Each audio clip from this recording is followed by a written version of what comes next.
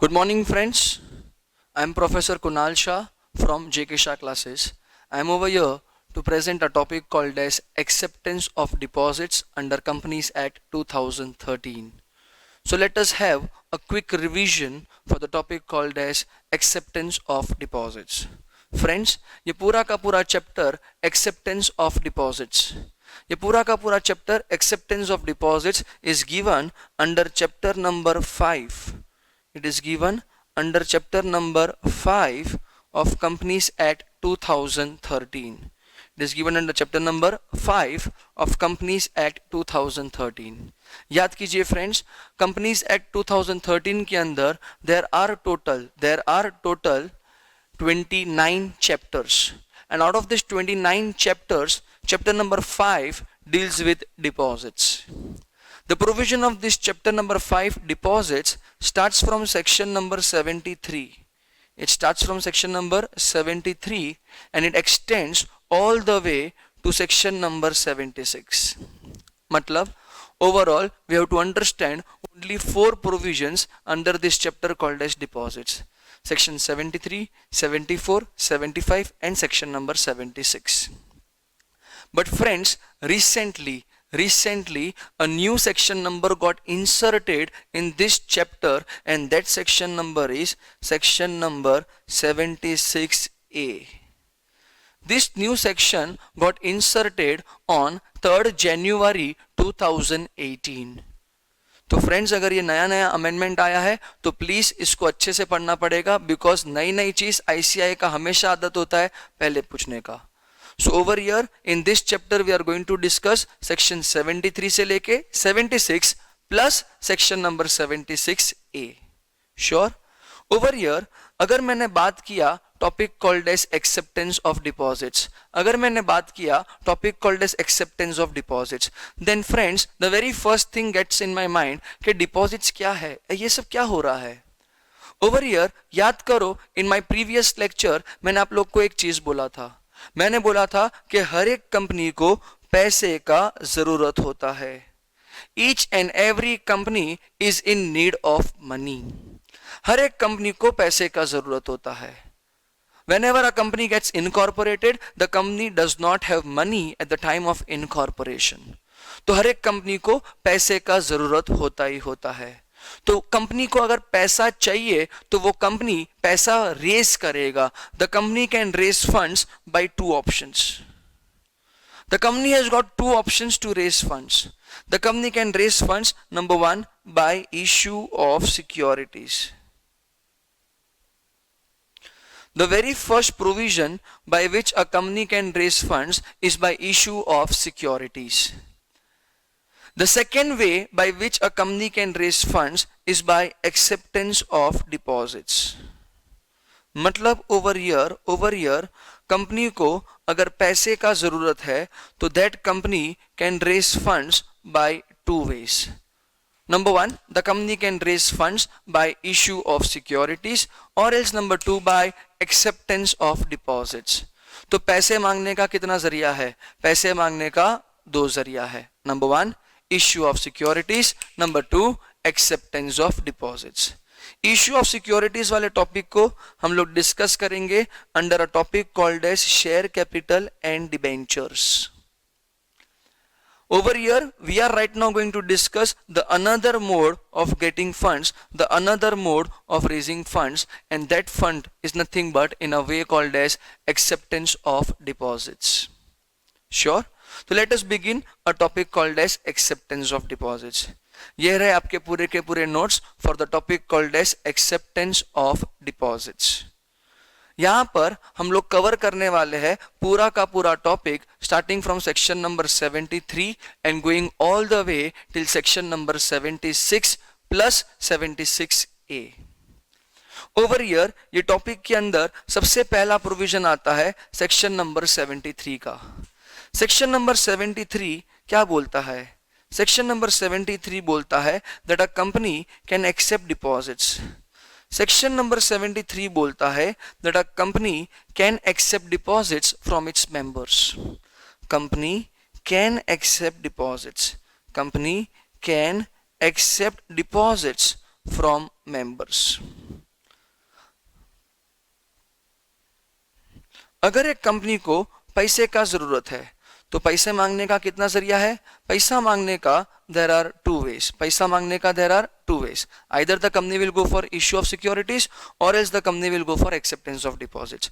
तो कंपनी ने सोच लिया कि let us raise funds by acceptance of deposits. तो that company can accept deposits from its own members. तो सेक्शन नंबर 73 बोलता है कि yes, a company can accept deposits from its own members. अब आप सोचो पैसे का जरूरत किसको होएगा? प्राइवेट कंपनी को होएगा? हाँ जी।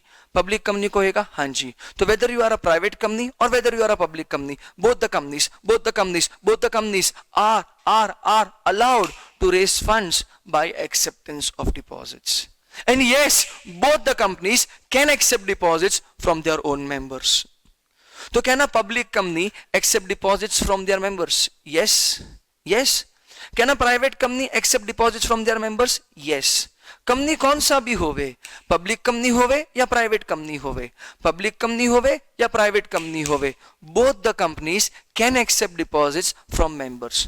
बट सर प्राइवेट कंपनी के आर्टिकल्स में लिखा गया था ना that a company is prohibited to accept deposits. But याद करो आर्टिकल्स में लिखा गया था a private company is prohibited to accept deposits from public at large. तो can a private company accept deposits? Yes, from its own members. Can a public company accept deposits? Yes, from its own members. तो company कौन सा भी होवे, public company होवे या private company होवे, both the companies can accept deposits from their own members.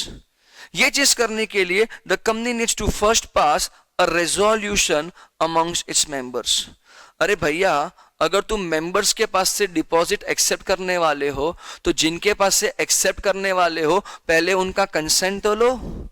तो in that case the company needs to pass a resolution. But sir member का जो रेजोल्यूशन होता है वो दो प्रकार का होता है. It can either be SR or it can either be OR.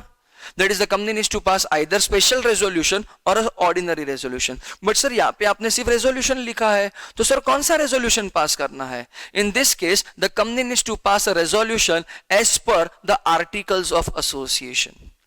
Articles में लिखा है SR तो company needs to pass SR. Articles में लिखा है OR, the company will pass OR. तो क्या ना company accept deposits from its own members? Yes. Sir अगर मेंबर ने पैसा दिया in a form of deposits तो in that case that member will be enjoying two capacity. He is a member, he is as well as a creditor of a company, because any person contributing money in a form of deposits, that person is called as a deposit holder. And whenever I say I am a deposit holder, I am one of the creditor of the company. तो in this case under section number 73 जो भी members अपना पैसा company को देंगे in a form of deposits, जो भी members अपना पैसा कंपनी को देंगे in a form of deposits, then such members are members of the company as well as creditors of the company. So whenever a company wants to accept deposits from its members, the company needs to pass a resolution as per the articles of association. Along with it, the company needs to give a declaration. Company को यहाँ पे एक प्रकार का declaration देना पड़ेगा. Sir क्या declaration देना पड़ेगा? The company needs to give a declaration. The company needs to give a declaration that हमने पास्ट में जब भी हमारे मेंबर्स के पास से डिपॉजिट्स के नाम पे पैसा लिया था, हमने पास्ट में जब भी हमारे मेंबर्स के पास से डिपॉजिट के तौर पे पैसा लिया था तो हमने कोई भी प्रकार का डिफॉल्ट नहीं किया था. The company never made any kind of default either towards repayment of those deposits or nor made any kind of default towards repayment of interest. हमने कोई भी प्रकार का डिफॉल्ट नहीं किया था, neither towards principal amount nor towards interest. ऐसा declaration company को देना पड़ेगा. So only when these two conditions are satisfied, a company can accept deposits from their own members.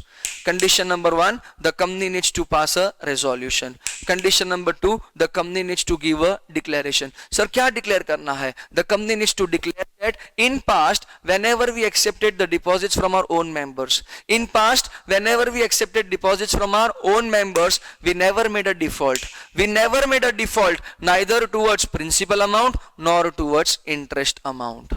तो अगर ये दोनों का दोनों कंडीशंस, अगर ये दोनों का दोनों कंडीशंस अगर फॉलो हुआ है, then only a company can accept deposits from its own members. Let us check. Section number 73. Section number 73. Section number 73 क्या बोलता है? Acceptance of deposits from members. Which company can accept deposits from members? देखिए, a private company as well as a public company, both the companies can accept deposits from members, wherein the company needs to pass a resolution in a general meeting. Condition number 2, in order to accept deposits from members, the company has to clarify in circular that it has not committed any default in the repayment of deposit accepted either before the commencement of this act or under any previous law. Companies Act 2013 में भी कोई default नहीं किया था, previous law में भी हमने कोई डिफॉल्ट नहीं किया था. तो only when these two conditions are satisfied, then only a company can accept deposits from its members. Let us move on to the next part, that is section number 76. Section number 76 discuss करता है a company can accept deposits from public at large. देखिए friends, 73 क्या बोलता है? A company can accept deposits from members. But section number 76 क्या बोलता है? Company can accept deposits from public. Company can accept deposits from public.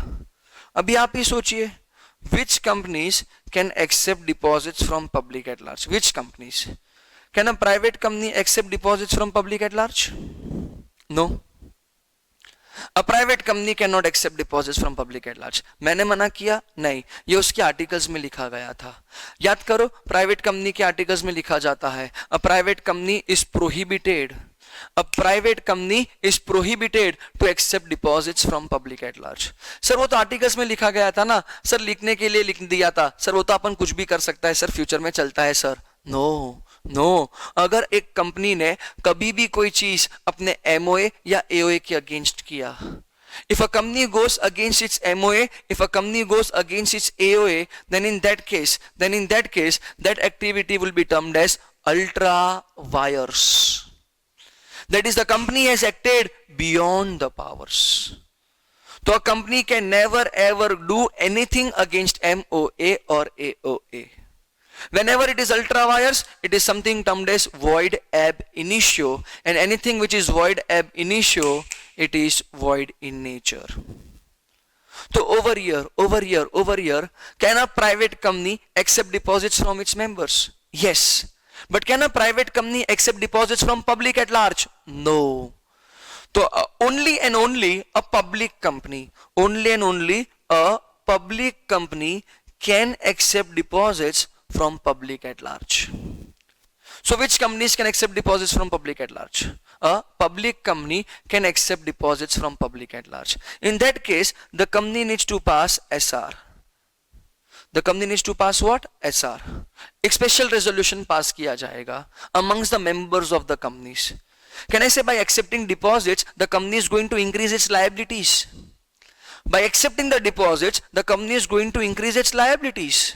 And अगर company का liability बढ़ेगा, अच्छी बात गंदी बात? गंदी बात. तो लायबिलिटी बढ़ाने से पहले जाओ अपने ओनर्स को पूछो, जाओ अपने मेंबर्स को पूछो. तो in that case, the company needs to first take the consent of its members. Public के पास से पैसा मांगने से पहले we need to take the consent of our own members. For that case, the company needs to pass special resolution. The company needs to pass what? Special resolution. Over here, sir, special resolution he pass करना पड़ेगा? Yes. हाँ, at times you can pass ordinary resolution. At times you can pass ordinary resolution. But sir, ordinary resolution कब आएगा? When will you pass an ordinary resolution? Ordinary resolution will be passed when the paid up capital of the company plus free reserves, ये दोनों का aggregate is not exceeding the total amount of deposits already accepted. तो जो भी deposits पहले से accept किया है is not exceeding the paid up capital plus free reserves of your company, then in that case whatever the new deposit you are going to accept, in that case you can pass OR. But अगर आपका total deposits आप ही के company के paid up capital and free reserves को exceed करने वाला है, तो in that case sorry you need to pass what SR. देखो यहाँ पे लिखा है whenever a company wants to accept deposits from public at large, in that case the company needs to pass special resolution. However, in the proposed deposits, the company can also pass ordinary resolution. But when the total of paid up share capital and free reserves are not exceeding the total deposits of your company. So over here, only and only you can pass SR if it is exceeding the paid up capital plus free reserves. But if it is not exceeding the paid up capital plus free reserves, then you can pass ordinary resolution. In this case also, the company needs to give a declaration. यहाँ पर भी company एक प्रकार का declaration देगा. क्या declaration दिया जाएगा? अभी इधर डिक्लेरेशन दिया जाएगा कि पास्ट में हमारा कंपनी जब भी डिपॉजिट्स के नाम पे पैसा एक्सेप्ट किया, पास्ट में हमारा कंपनी जब भी डिपॉजिट्स के नाम पे पैसा एक्सेप्ट किया, तो हमारा कंपनी कोई भी प्रकार का डिफॉल्ट नहीं किया, neither towards repayment of deposits nor towards repayment of interest. ऐसा सेम डिक्लेरेशन हम लोग ने सेक्शन नंबर 73 में दिया था. सेक्शन नंबर 73 में it was a declaration given for members, कि हम लोग ने मेंबर्स के पास से जब भी डिपॉजिट एक्सेप्ट किया, हम लोग ने कोई भी प्रकार का डिफॉल्ट नहीं किया. बट 76 में we are giving a declaration कि हम लोग ने पब्लिक के पास से जब भी डिपॉजिट एक्सेप्ट किया, तो हमने कोई भी प्रकार का डिफॉल्ट नहीं किया. Over here, the company needs to get a credit rating. Company को लाना पड़ेगा credit rating from a credit rating agency. What is a credit rating? Credit rating rates the credit worthiness of the company. अगर एक company ने past में पैसा लिया था, रीपे नहीं किया, पैसा ले लिया, रीपे नहीं किया, तो उसका क्रेडिट वर्दीनेस अच्छा है या गंदा है? बहुत बुरा होएगा. ऐसी कंपनीज में आप इन्वेस्ट करोगे या नहीं करोगे? प्रीटी ऑब्वियस है, नहीं करोगे. बिकॉज आप क्या सोचोगे कि ये कंपनी अपने क्रेडिटर्स के पैसा खा जाता है, ये कंपनी अपने क्रेडिटर्स के साथ डिफॉल्ट करता है. तो यहां पर we have got something called as a credit rating agencies, जैसे कि फॉर एग्जांपल क्रिसिल हो गया, आइकरा हो गया. ये सबका काम होता है कंपनी का क्रेडिट वर्दीनेस चेक करने का. मतलब ये लोग का काम होता है कंपनी को रेट्स करने का, रेटिंग देने का. जितना ज्यादा अच्छा रेटिंग, उतना ज्यादा अच्छा इन्वेस्टमेंट यू कैन अट्रैक्ट. अब आप सोचो किंगफिशर एयरलाइंस का क्रेडिट रेटिंग क्या होएगा, पॉजिटिव या नेगेटिव? प्रीटी ऑब्वियस नेगेटिव होएगा. So would you like to invest your money in Kingfisher Airlines? No. But अगर मैंने बोला कुणाल शाह लिमिटेड, मेरे कंपनी का क्रेडिट वर्दीनेस क्या लगता है, पॉजिटिव रहेगा या negative? It is highly positive. So will you get attracted in investing your money in my company? Yes. So whenever a company is going to accept deposits from public at large, the company needs to go for credit ratings. Company को credit ratings लाना पड़ेगा. जो भी credit ratings दिया जाएगा, वो credit rating company को अपने सर्कुलर के अंदर दिखाना पड़ेगा. What is a circular? It is a kind of an invitation to offer. Can I say the company is going to accept deposits from public at large? The company is going to accept deposits from public at large. तो public at large के पास अगर deposits मांगने जाओगे, तो सबसे पहले public at large को information देना पड़ेगा कि हम आपके पास deposits मांगने के लिए आने वाले हैं. This circular is a kind of an invitation to offer. याद करो जब कंपनी को शेयर्स इश्यू करना होता है, डिबेंचर्स इश्यू करना होता है पब्लिक एट लार्ज को.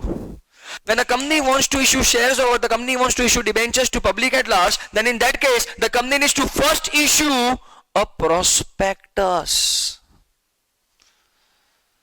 शेयर्स और डिबेंचर्स के लिए इन्विटेशन टू ऑफर का काम प्रोस्पेक्टस करता है. But when I talk about acceptance of deposits from public at large, acceptance of deposits from public at large, then in that case invitation to offer का काम करता है circulars. तो आपको जो भी क्रेडिट रेटिंग दिया गया है, क्रेडिट रेटिंग एजेंसी ने आपको जो भी प्रकार का क्रेडिट रेटिंग दिया है, वो क्रेडिट रेटिंग आपको अपने सर्कुलर में दिखाना पड़ेगा. Condition number 1, pass SR. Certain situations you can also pass OR. Condition number 2, you need to give a declaration that in past we have never made any kind of default either into the repayment of deposits or into the repayment of interest. Condition number 3, हमको credit rating agency के पास जाने का, credit rating लाने का, जो भी credit rating मिला है वो क्रेडिट रेटिंग हम हमारे सर्कुलर में डाल देंगे. सर्कुलर में डालने से पब्लिक एट लार्ज को पता चलेगा कि ये कंपनी का क्रेडिट रेटिंग कैसा है, कंपनी का क्रेडिट वर्दीनेस कैसा है. The last condition and the most important condition, that is the company needs to be an eligible company. The company needs to be an eligible company. What do you mean by eligible company? Public at large के पास से deposits accept करने से पहले eligible बनो public के पास से डिपॉजिट्स एक्सेप्ट करने के लिए. अरे औकात बनाओ डिपॉजिट्स एक्सेप्ट करने के लिए फ्रॉम पब्लिक एट लार्ज. रास्ते का कोई भी ऐरा गहरा बंदा पब्लिक के पास से डिपॉजिट्स मांगेगा तो चलेगा ना? नहीं चलेगा. मैंने बोला आई एम अ पब्लिक कंपनी. अरे पब्लिक कंपनी बनना तो कितना इजी है. पब्लिक कंपनी बनना मतलब सिर्फ you have to satisfy the provision of section number 2 clause 71. That is, in your company there has to be minimum 7 members. In your company there has to be minimum 3 directors. In your company the name should end with the words called as limited. बस ये छोटा छोटा provisions follow किया और आप एक public company बन जाते हो. कल सुबह रास्ते का भिखारी और उसके साथ उसके 10-15 दोस्त मिलके कंपनी चालू किया, बोला वी आर पब्लिक कंपनी, चलो now let us start accepting deposits from public at large. चलेगा क्या? नहीं. Every public company cannot accept deposits from public at large. Every public company cannot accept deposits from public at large. Only those companies which are eligible, only those companies which are eligible can accept deposits from public at large. तो सबसे पहले company को eligible बनना पड़ेगा, तब जाके वो public at large के पास से डिपॉजिट्स के तौर पे पैसा मांग सकता है. Sir what do you mean bye eligible company? Eligible company का मतलब होता है the net worth of your company. The net worth of your company should not be less than 100 crore. मतलब तुम्हारे कंपनी का नेटवर्थ 100 करोड़ प्लस होना चाहिए. Turnover of your company should not be less than 500 crores. अगर ये दोनों का दोनों कंडीशंस में से कौन सा भी एक कंडीशन सेटिस्फाई हुआ, then only you are a eligible company. So let us check once again. Acceptance of deposits from public, section number 76. Which company can accept deposits from public at large? Eligible company. Eligible company मतलब क्या? The net worth should be more than equal to 100 crores or the turnover should be more than equal to 500 crores. The company needs to pass SR, वो हम लोग ने already देख लिया है. In order to accept the deposits, the company has to certify in circular in a form of an advertisement that it has not committed any default. याद करो मैंने बोला था कि कंपनी डिक्लेरेशन देगा कि कंपनी ने कोई भी प्रकार का डिफॉल्ट नहीं किया है. Neither as per Companies Act 2013 nor under any other previous law. And last condition बोलता है the company needs to obtain credit rating from a recognized credit rating agency. Sure. तो यहाँ पे हम लोग ने सक्सेसफुली खत्म किया section number 73. We have successfully completed section number 73, that is acceptance of deposits from members, and we have also completed section number 76, that is acceptance of deposits from public at large. Sure? Thank you so much. तो friends यहाँ पे हम लोग ने understand किया acceptance of deposits के दो provisions, that is section number 73 and section number 76. But before starting with the balance portion, that is section number 74 and section number 75, let us have a look upon terms and conditions of acceptance of deposits by companies. We need to understand what terms and conditions of acceptance of deposits by companies. ये सारे के सारे बन जाएंगे rules. They are termed as rules, and all these rules are given under Company Rules 2014. All these rules are given under Company Rules 2014. ये सारे के सारे rules को अपने को एक बार पढ़ना पड़ेगा. So let us understand each and every rule which is required at the time of acceptance of deposits. सबसे पहला रूल लॉ बोला. लॉ बोलता है a company can accept deposits. A company can accept deposits for a minimum period of 6 months. A company can accept deposits for a minimum period of 6 months. तो जो भी company deposits के नाम पे पैसा एक्सेप्ट करेगा, जो भी कंपनी डिपॉजिट्स के नाम पे पैसा एक्सेप्ट करेगा, तो वो कंपनी डिपॉजिट्स के नाम पे पैसा एक्सेप्ट करेगा for a minimum period of 6 months. कल सुबह अगर कोई कंपनी ने आपको बोला कि चलो चलो चलो आप अपना हार्ड अर्न मनी हमें दो इन अ फॉर्म ऑफ डिपॉजिट्स और हम आपको ये डिपॉजिट्स मैच्योर करके देंगे with in 15 days. Allowed? Not allowed. Not allowed. Because any company who accepts deposits, that company has to accept deposits for a minimum period of 6 months. That deposit should be accepted for a maximum period of 36 months. So what is the minimum period for acceptance of deposits? The minimum period for acceptance of deposits is 6 months. And the maximum period for which the deposits can be accepted is 36 months. However, if your company wants to go for a short-term deposits,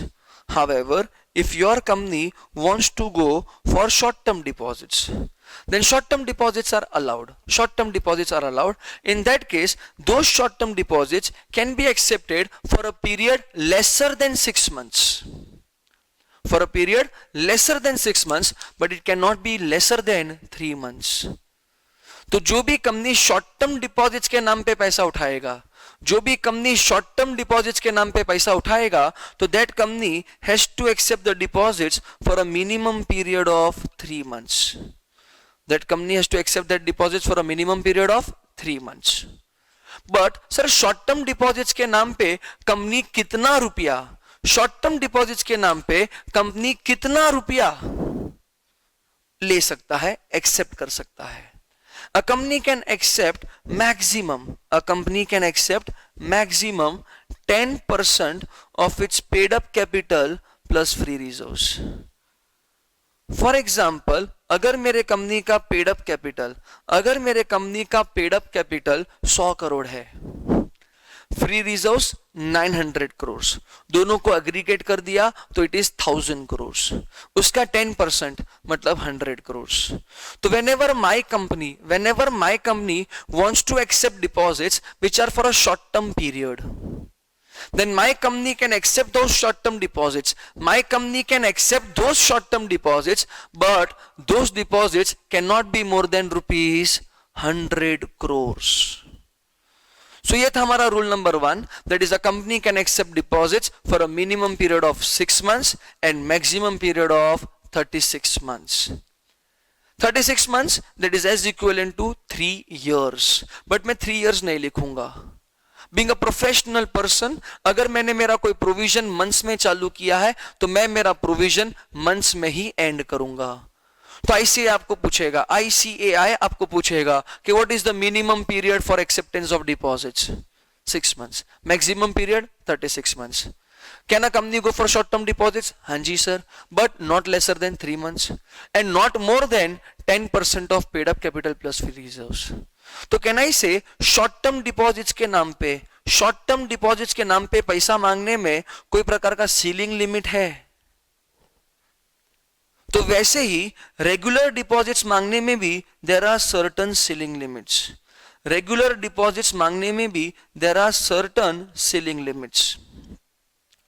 What are the ceiling limits over here? If you are a company other than eligible company, you are a company which is other than eligible company. मतलब मुझे ये बताओ, आप eligible हो या नहीं हो? आप एलिजिबल नहीं हो, you are other than eligible. Other than eligible company deposits के नाम पे पैसा किधर से उठाएगा? मेंबर्स के पास से। तो in that case such companies can accept maximum, such companies can accept maximum 35% of paid up capital plus free reserves। इससे ज्यादा वो लोग डिपॉजिट्स के नाम पे पैसा उठा सकता नहीं है, इससे ज्यादा वो लोग डिपॉजिट्स के नाम पे पैसा एक्सेप्ट कर सकता नहीं है। But however if you are an eligible company, however if you are an eligible company, then can I say eligible company can accept deposits from their members? But याद करो, एलिजिबल कंपनी, कैन ऐसे public company रहेगा? तो public company can also accept deposits from their members. तो whenever I talk about eligible company, तो eligible company can accept deposits from their members as well as from public at large. If a eligible company is going to accept deposits from its own members, eligible company is going to accept deposits from its own members, so that company can accept maximum 10% of paid up capital plus free reserves। इससे ज्यादा वो लोग deposit accept नहीं कर सकते हैं from their own members. But अगर वो पब्लिक एट लार्ज के पास जाता है तो they can accept maximum 25% of paid up capital plus free reserves.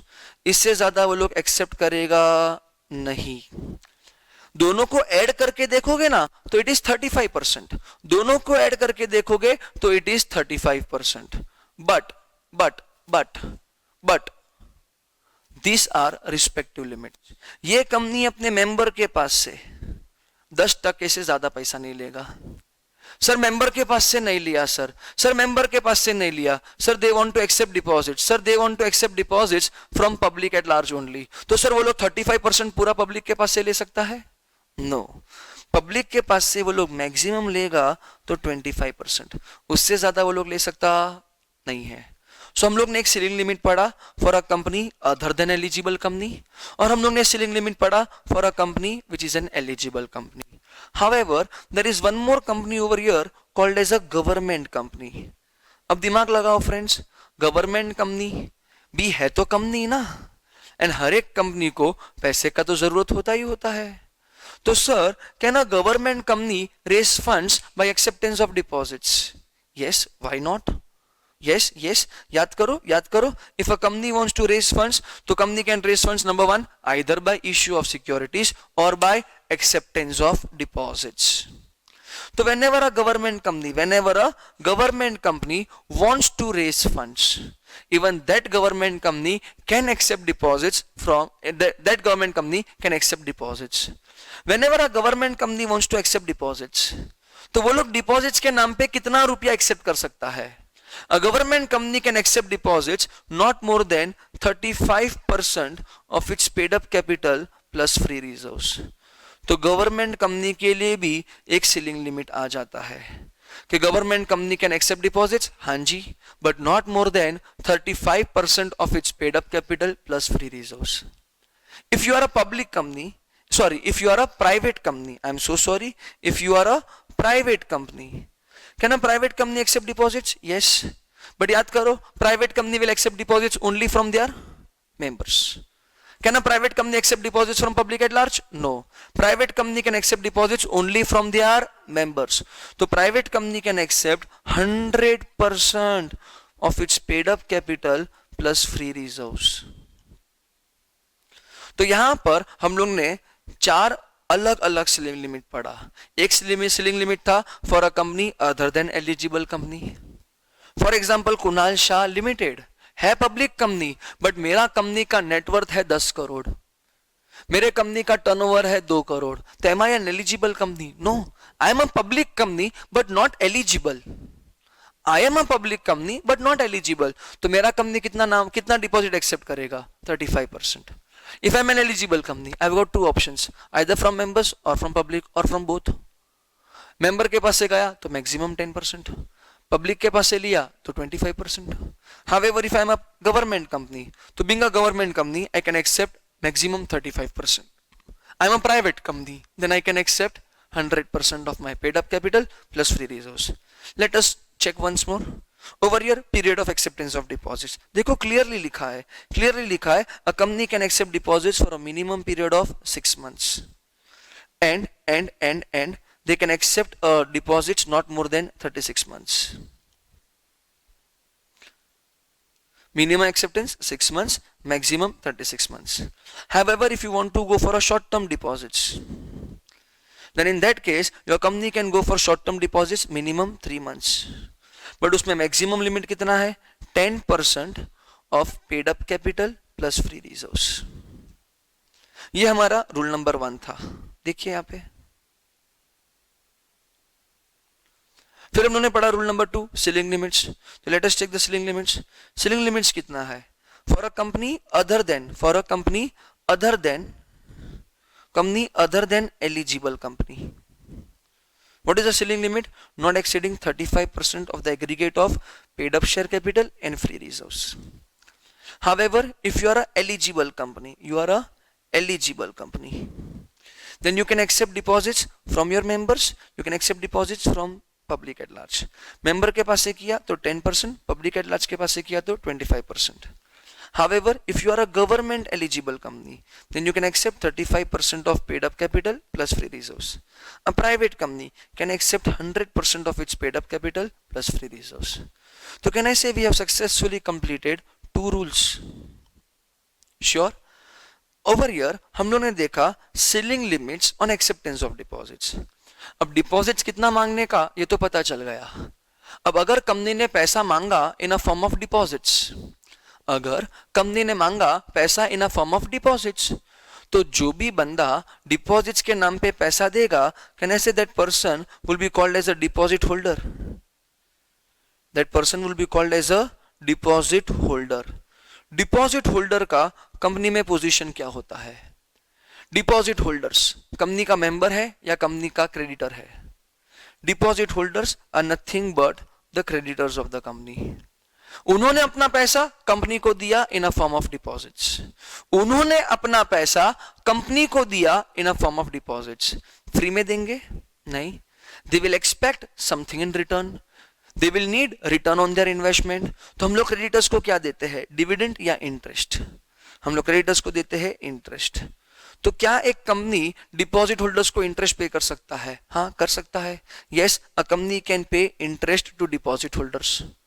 But the rate of interest should not exceed RBI rates. RBI के रेट से ज्यादा rate of interest देने का नहीं. So there is a ceiling limit on acceptance of deposits. There is a ceiling limit on payment of interest rates as well. Whenever a company is going to accept deposits, from public at large, तो कहने से public at large को सबसे पहले invitation to offer देना पड़ेगा. And over here invitation to offer दिया जाता है in a form of a circular. Circular के अंदर बहुत सारा कंटेंट्स लिखा जाता है. लॉ बोलता है कि एक बार कंपनी ने सर्कुलर बना दिया, एक बार कंपनी ने सर्कुलर इशू कर दिया, तो सर्कुलर इशू करने के बाद उसके अंदर कोई भी प्रकार का ऑल्ट्रेशंस नहीं किया जाएगा. तो no alterations inside the circulars. Sure.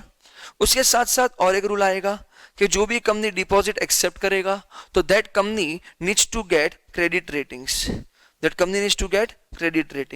What is credit rating? It specifies the credit worthiness of the company.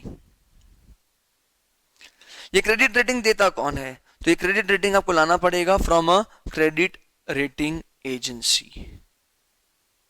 उसके साथ साथ there are many other rules to be followed. अब जो भी कंपनी डिपॉजिट्स के नाम पे पैसा एक्सेप्ट करेगा तो can I say the person who has given their money are called as deposit holders. The persons who have given their money they are called as deposit holders. Deposit holders are nothing but the creditors of the company. They are the creditors. So then in such case creditors can either be secured creditors or it can either be unsecured creditors. तो deposit holders भी 2 प्रकार के हो सकते हैं. They can either be a secured deposit holder or they can either be an unsecured deposit holders. Secured deposit holders को क्या दिया जाता है? सिक्योर्ड डिपॉजिट होल्डर्स को कोई प्रकार का सिक्योरिटी दिया जाता है, मतलब वो लोग को कभी भी डर लगता नहीं है। मैंने बोला कंपनी का सिक्योर्ड डिपॉजिट होल्डर हूं, तो इन दैट केस कंपनी ने मेरे पास से पैसा लिया, मुझे डिपॉजिट सर्टिफिकेट दिया, बट लगे हाथ कंपनी ने बोल दिया कि टेंशन मत लेना, हमारा कंपनी आपको पेमेंट करेगा ही करेगा। बट अगर by chance if the company fails to repay your money, if the company is not in a position to repay back your money, तो don't start crying over here, don't be a cry baby, don't be saddy, don't call your daddy over here. In that case हमने आपको कोई security दिया है, कोई assets दिया है, वो असेट्स को आप बेचने का, पैसा रिकवर करने का और अपने पास रखने का। Such kind of a situation is called as a secured deposit holder. They are nothing but secured creditors. ऐसी कोई सिक्योरिटी अनसिक्योर क्रेडिटर्स को मिलती नहीं है। तो अगर आप बाई चांस एक प्रकार के सिक्योर्ड डिपॉजिट होल्डर हो, if you are a secured deposit holder, who are you?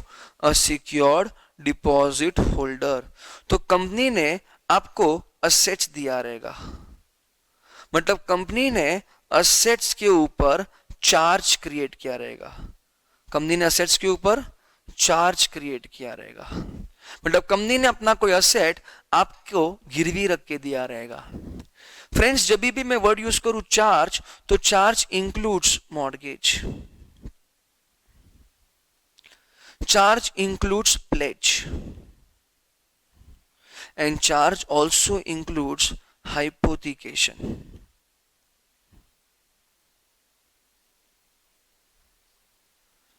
Charge includes mortgage, charge includes pledge, charge also includes hypothecation.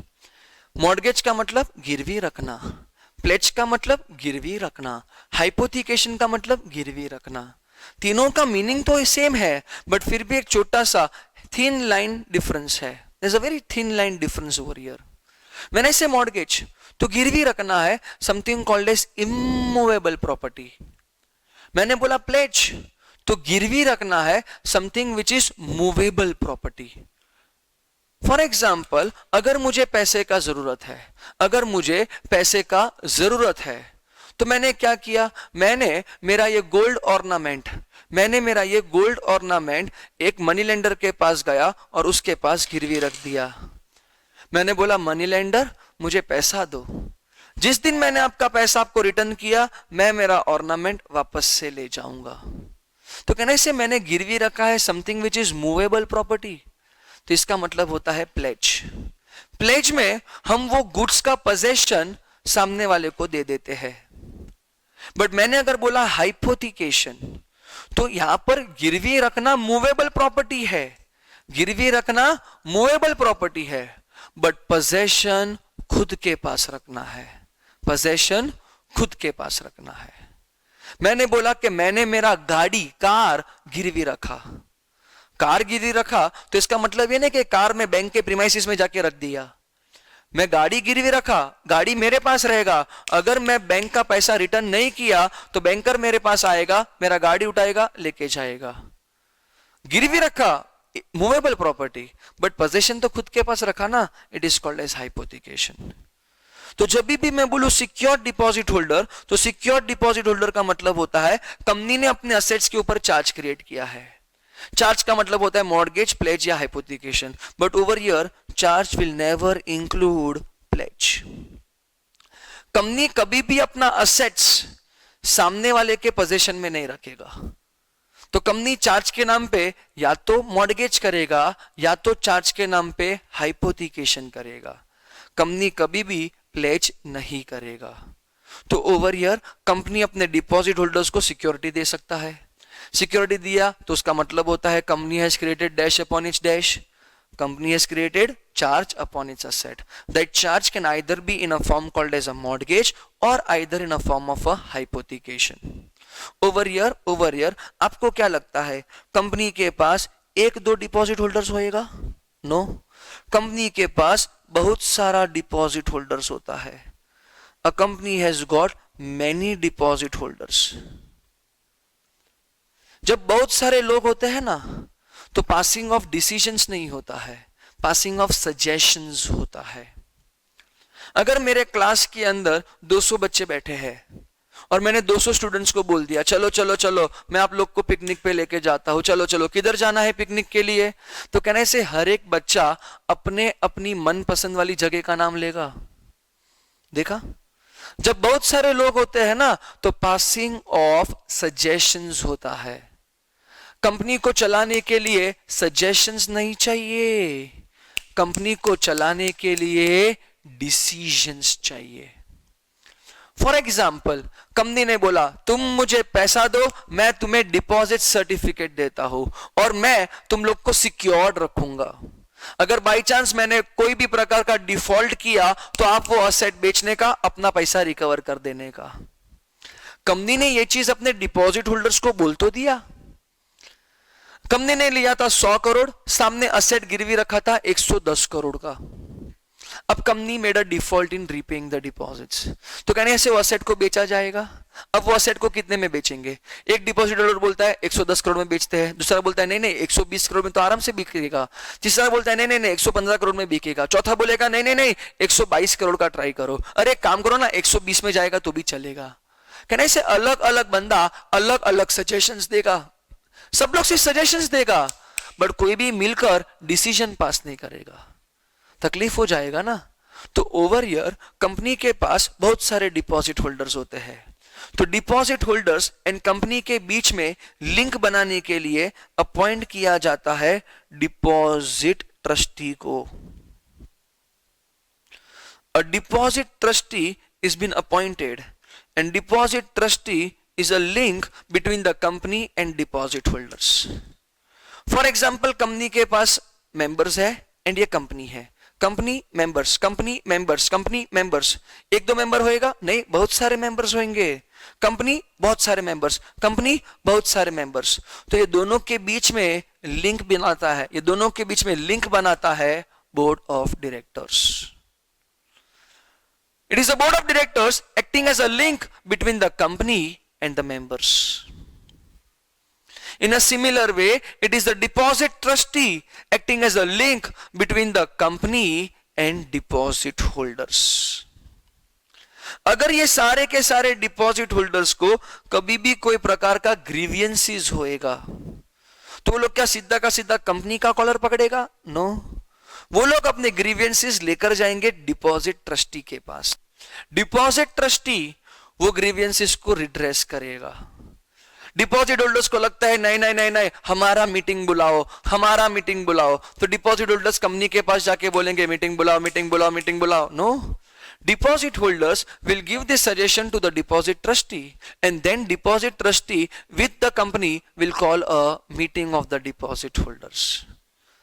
Company ने जो भी प्रकार का सिक्योरिटी डिपॉजिट होल्डर्स को दिया है, कंपनी ने जो भी प्रकार का सिक्योरिटी डिपॉजिट होल्डर्स को दिया है, वो सिक्योरिटी का ध्यान कौन रखेगा? डिपॉजिट होल्डर्स खुद रखेगा? Not possible. डिपॉजिट होल्डर रहता किधर और जगह पे रहेगा, वो असेट रहेगा किसी और जगह पे।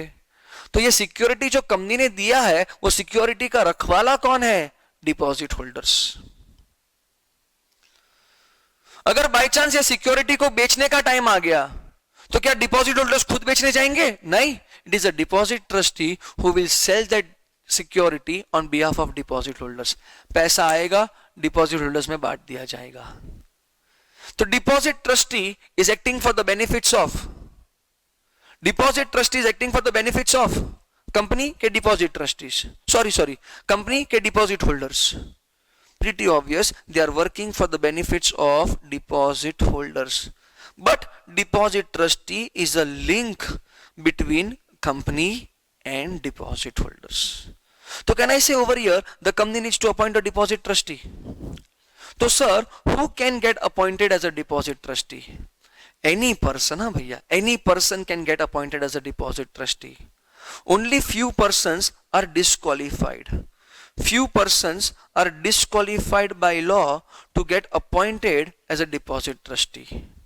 अगर आप एक कंपनी के प्रमोटर हो, तो आप उसी कंपनी का डिपॉजिट ट्रस्टी नहीं बन सकता।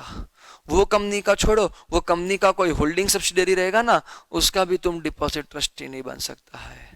अगर आप कंपनी के डायरेक्टर हो तो आप उसी कंपनी के डिपॉजिट ट्रस्टी नहीं बन सकते हैं। अगर आप कंपनी के मेंबर हो, मतलब आप अगर कंपनी के शेयर होल्डर हो, अगर आप कंपनी के शेयर होल्डर हो तो आप उसी कंपनी के डिपॉजिट होल्डर बन सकते नहीं हो। If you are having a pecuniary interest, if you are having a pecuniary interest into the affairs of the company, then even you are disqualified to get appointed as a deposit trustee. अगर आप company के debtor हो, you are disqualified to get appointed as a deposit trustee. अगर आपने किसी के लिए guarantee दिया है, मतलब can I say you are acting as a guarantor? You are acting as a guarantor. Even if you are acting as a guarantor, then in that case, you are a person who cannot get appointed as a deposit trustee. If you are a creditor of that company, you cannot get appointed as a deposit trustee. So these are the persons who are disqualified by Companies Act to get appointed as a deposit trustee. चलो एक बार check करते हैं। यहाँ पर हमारा next rule दिखता था ceiling limit on rate of interest. तो कहने से हम लोग ने ऑलरेडी डिस्कस कर दिया है, the rate of interest will be as per the rates prescribed by RBI, not more than it. Credit rating, every eligible company shall get a credit rating from a credit rating agency. Credit rating shall be given by the credit rating agency. Sure? Over here, company has to create some security. That security will be either in a form of a mortgage. It will be either in a form of a mortgage or it will be either in a form of a hypothecation only. Company needs to appoint a deposit trustee. देखो, appointment of deposit trustee. Over here, these are the persons who are disqualified to get appointed as a deposit trustee. Sure? Now let us understand the next part. That is a topic called as register of deposits. जो भी company deposits के नाम पे पैसा लेगा, वो company को एक रजिस्टर मेंटेन करना पड़ेगा। The company needs to maintain a register called as register for deposit holders. And ये रजिस्टर को मेंटेन किया जाएगा at the registered office of the company. ये रजिस्टर को मेंटेन किया जाएगा at the registered office of the company. Over year sir, ये register के अंदर डिटेल्स क्या होएगा? ये रजिस्टर के अंदर वेरियस डिटेल्स होएगा, जैसे कि for example name of the deposit holder, amount deposited by the deposit holder, period for which it is been deposited, whether the deposit holder is secured or unsecured, if secured then secured against which assets of the company, तो details of that assets, deposit holder को rate of interest कितना देना है, ये interest का payment कैसा होएगा, monthly, quarterly, half yearly के ईयरली, ये सारा का सारा डिटेल्स लिखा जाएगा under a register called as register for deposit holders. And ये रजिस्टर को मेंटेन किया जाएगा at the registered office of the company. Over year company को आरओसी के पास रिटर्न फाइल करना पड़ेगा। The company needs to file return with the ROC. For example, Kunal Shah is generating income from 1st April to 31st March. तो जैसे ही 1st अप्रैल से लेके 31st मार्च का पीरियड खत्म होएगा, ये पूरे साल में मैंने कितना इनकम जनरेट किया, इसका डिटेल्स कैन आई से मैं इनकम टैक्स डिपार्टमेंट को दूंगा। मतलब मैंने इनकम टैक्स डिपार्टमेंट को रिटर्न्स फाइल किया, रिटर्न ऑफ माय इनकम। तो वैसे ही कंपनी को रिटर्न फाइल करना पड़ेगा कि पूरे के पूरे फाइनेंशियल ईयर में कंपनी ने कितने लोगों के पास से डिपॉजिट एक्सेप्ट किया, कितने लोगों को डिपॉजिट्स रीपे किया, पूरे के पूरे फाइनेंशियल ईयर में कितने लोगों के पास से डिपॉजिट्स आया, कितने लोगों को डिपॉजिट्स रीपे किया। ये सारा का सारा डिटेल्स कंपनी डैश को बताएगा, आरओसी को। And this details will be comprising of details from 1st April to 31st March. And this details shall be filed on or before. Such details shall be filed on or before 30th June every year. For example, 1st April 2017 से लेकर 31 मार्च 2018, ये पूरे के पूरे financial year में मेरे company ने कितने लोगों के पास से डिपॉजिट्स के नाम पे पैसा एक्सेप्ट किया एंड कितने लोगों को डिपॉजिट्स रीपे किया, ये सारा का सारा चीज का डिटेल्स मेरा कंपनी डैश को बताएगा। I am sorry, yes, ROC को बताएगा। एंड ये चीज आरओसी को बताया जाएगा ऑन और बिफोर 30th जून 2017 के 2018, प्रीटी ऑब्वियस 30th जून 2018, मतलब जैसे ही फाइनेंशियल ईयर खत्म होएगा उसके बाद जो 30th जून आएगा, by that time I need to file a return with the ROC. मेरे कंपनी को कुछ डिस्क्लोजर्स करना पड़ेगा। My company need to provide certain kinds of disclosures. अगर मेरे कंपनी ने डायरेक्टर्स के पास से डिपॉजिट्स लिया है, can I say directors are nothing but the management of the company, तो अगर मेरा कंपनी डायरेक्टर्स के पास से डिपॉजिट्स एक्सेप्ट करता है, the company has accepted deposits from its own directors, तो ये चीज का डिस्क्लोजर कंपनी अपने फाइनेंशियल स्टेटमेंट में प्रोवाइड करेगा। श्योर? अगर कंपनी ने बाय चांस कोई भी प्रकार का डिले किया, कंपनी ने बाय चांस कोई भी प्रकार का डिले किया, delay in what sense? Delay either in case of repayment of deposits or delay either in case of payment of interest. कोई भी प्रकार का डिले कंपनी ने किया तो the company will be asked to pay the same amount along with interest at the rate of 18% per annum. तो अगर कोई भी प्रकार का डिले किया जाएगा तो that delay will be paid along with interest at the rate of 18% per annum. एक बार देख लेते हैं अपने नोट्स को वापस से, देखो चेक करो। The company needs to maintain a register of deposits, name, address, वो सब नॉर्मल पर्टिकुलर्स है, फिर date and amount of such deposits, ये सब डिपॉजिट्स का डिटेल्स कंपनी अपने रजिस्टर में डाल के रखेगा। The company needs to file a return of deposits. The return of deposits will be filed, please mark under a form called as DPT3। ये हम लोग ने नहीं किया था अभी, बट अभी समझ में आ गया। This return will be filed on or before 30th June every year, and the return will speak about the details of the entire year which is ending on 31st March. Sure? यहाँ पर the company needs to give disclosures कि अगर हमारा company कोई भी प्रकार का deposits accept किया है फ्रॉम द डायरेक्टर्स और रिलेटिव्स ऑफ डायरेक्टर्स, किसी के भी पास से डिपॉजिट्स के नाम पे पैसा लिया है, तो ये चीज का डिस्क्लोजर कंपनी अपने फाइनेंशियल स्टेटमेंट में देगा। अगर बाय चांस कोई भी प्रकार का डिले हुआ, दैट इज ओवरड्यू हुआ, तो that case the company will be asked to pay interest at the rate of 18% per annum. Sure? पक्का? तो यहाँ पर लेट अस चेक हम लोग ने क्या क्या पढ़ा। हम लोग ने पढ़ा acceptance of deposits from members, section number 73, done sir. हम लोग ने पढ़ा acceptance of deposits from public at large, section 76, done sir. Deposits को एक्सेप्ट करने के लिए वेरियस रूल्स था sir, rule number 1 done, 2 done, 3 done sir, ये भी हो गया सर। सर देखो, creation of security, appointment of trustee, register of deposits, return of deposits, disclosures, penalty rate. अब हमारा बचता है section number 74 and section number 75 and the most important part, section number 76A. Last 3 provisions and the chapter is over. Section number 74. Section number 74 क्या बोलता है? Repayment of deposits। आराम से। Section number 74 बोलता है repayment of deposits accepted before commencement of this act। जो भी deposits company ने एक्सेप्ट किया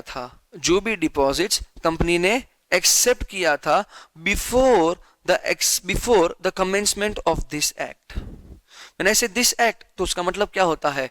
कंपनीज एक्ट 2013। जो भी डिपॉजिट्स कंपनी ने एक्सेप्ट किया था before the commencement of this act, मतलब can I say we are talking about companies act 1956 का डिपॉजिट्स, तो ये सारे के सारे डिपॉजिट्स को रीपे करना पड़ेगा। एंड ये डिपॉजिट्स को रीपे करना पड़ेगा within a time frame. What is the time frame?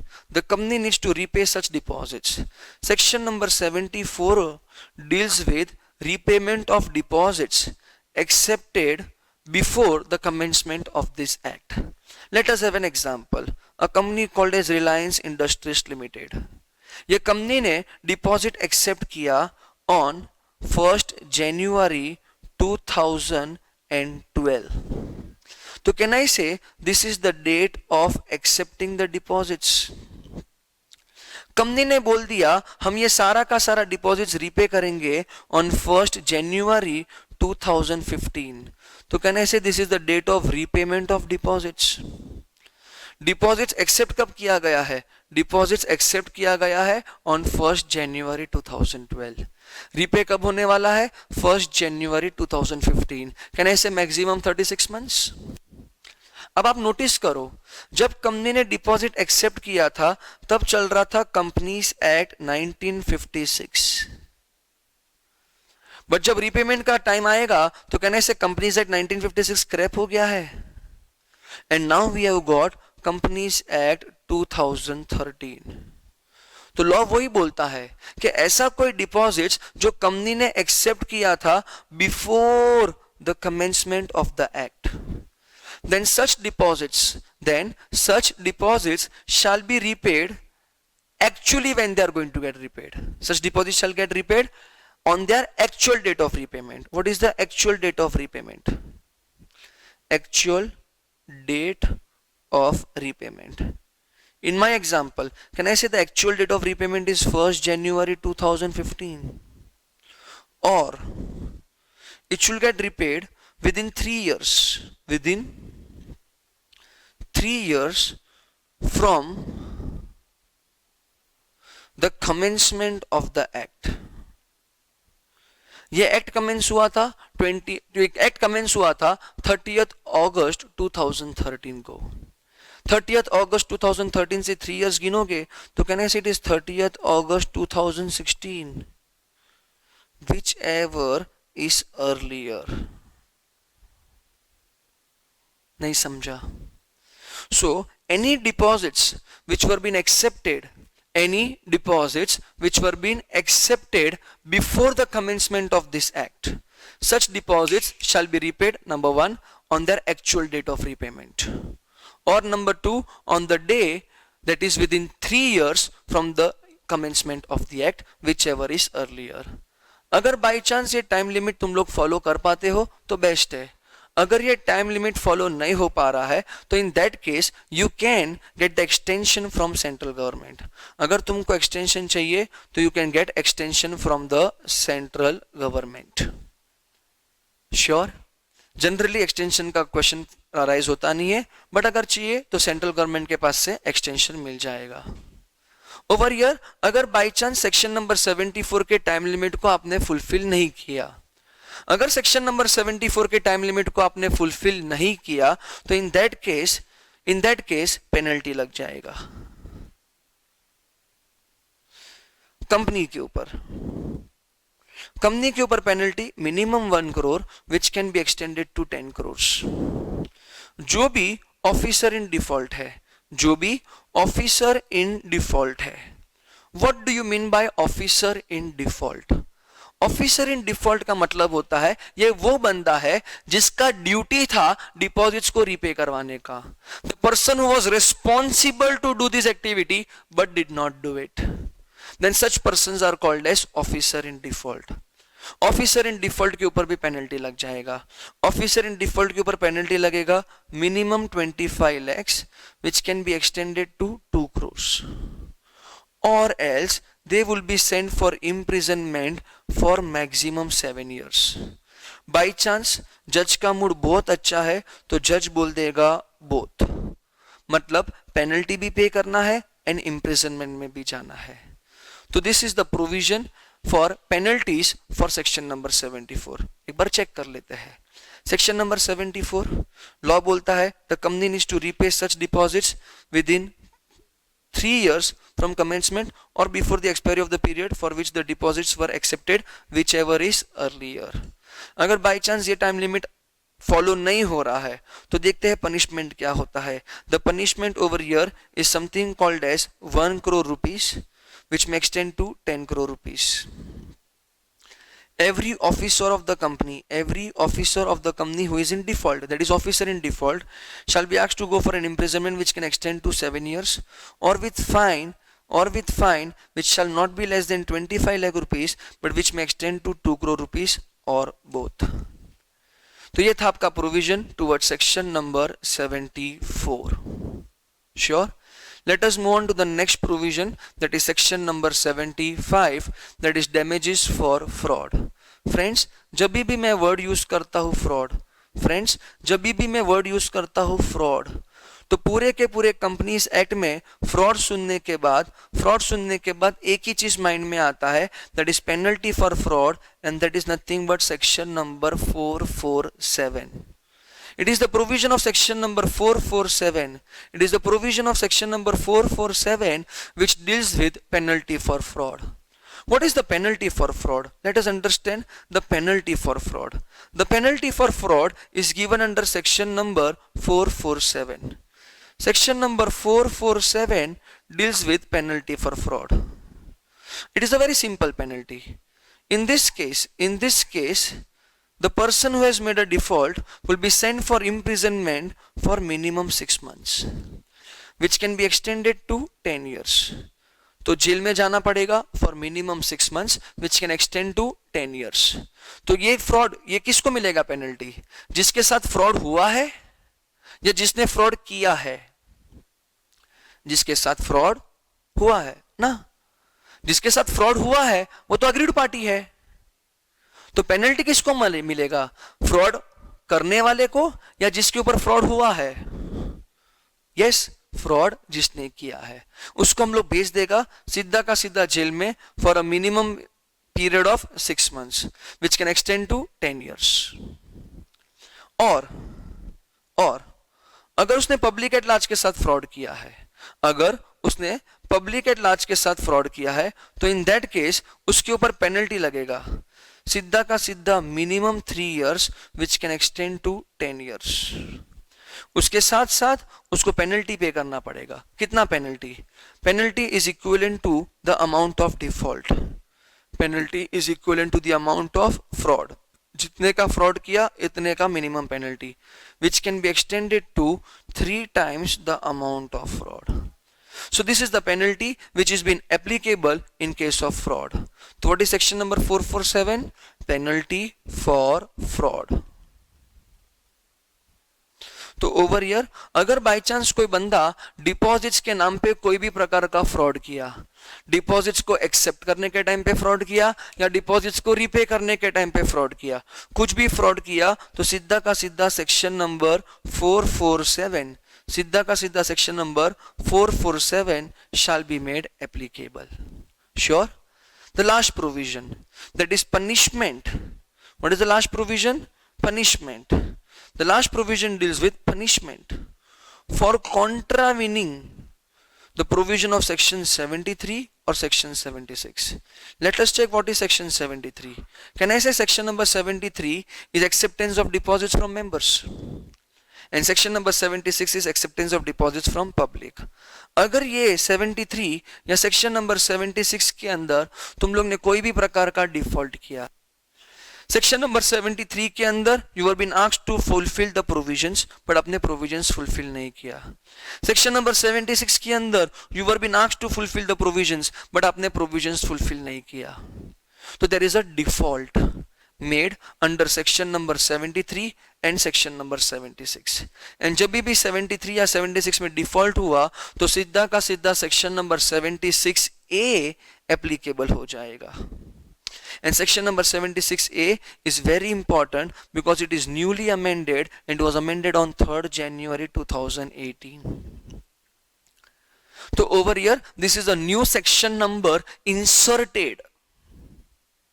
It is a new section number which is inserted, hence the provision becomes an important provision. अगर by chance कोई भी प्रकार का contravention किया, मतलब आप लोग ने सेक्शन नंबर 73 को या सेक्शन नंबर 76 को बराबर से फॉलो नहीं किया तो कंपनी के ऊपर पेनल्टी लगेगा मिनिमम 1 करोड़ और else twice the amount of deposit accepted by the company. Deposit accept करने के टाइम पे रूल फॉलो करने का था, नहीं किया, तो जितने का डिपॉजिट एक्सेप्ट किया उसका twice, whichever is lower up to 10 crore. इसका मतलब क्या होता है? इसका मतलब देखो क्या होता है। For example Reliance Industries Limited, can I say it is a public company, they want to accept deposits from public at large. In order to accept deposits from public at large, in order to accept deposits from public at large, in order to accept deposits from public at large, can I say the company needs to satisfy the provision of section number 76? Means company needs to pass SR, the company needs to be eligible company, declaration, credit rating agency. ये 4 rule को follow करना था। But देखो रिलायंस ने जब deposit accept किया from public at large, Reliance is an eligible company. Net worth is more than 100 crores. Turnover is more than 500 crores. ये company को पास करना था SR, बट कंपनी ने SR पास नहीं किया, डिपॉजिट एक्सेप्ट किया। कंपनी ने डिपॉजिट एक्सेप्ट किया, कंपनी ने डिपॉजिट एक्सेप्ट किया ऑफ ₹4 करोड़। तो कहने से 4 करोड़ जो डिपॉजिट एक्सेप्ट किया गया है, it is been accepted along with the contravention of section number 76। Because 76 बोलता है एसआर पास करो, बट इन्होंने एसआर पास किया नहीं, तो कंपनी के ऊपर देखो कितना पेनल्टी लग जाएगा। कंपनी के ऊपर पेनल्टी लगेगा मिनिमम 1 करोड़, मिनिमम 1 करोड़ और ट्वाइस द अमाउंट डिपॉजिटेड। तो minimum 1 crore, I am so sorry, minimum 1 crore which can be extended to 8 crores, whichever is lower. What is lower? 1 crore up to 10 crores. देखो लिखा है इधर clearly. The company needs to pay a penalty of minimum 1 crore or twice the amount of deposit accepted. Minimum 1 crore or twice the amount deposited, whichever is lower. 1 crore is lower, तो 1 crore, but up to 10 crores. तो ये दोनों amount में से whichever is lower, ये दोनों amount में से whichever is lower but up to 10 crore. नहीं समझा? श्योर? ये तो पेनल्टी आया कंपनी के ऊपर। What about the penalty upon officer in default?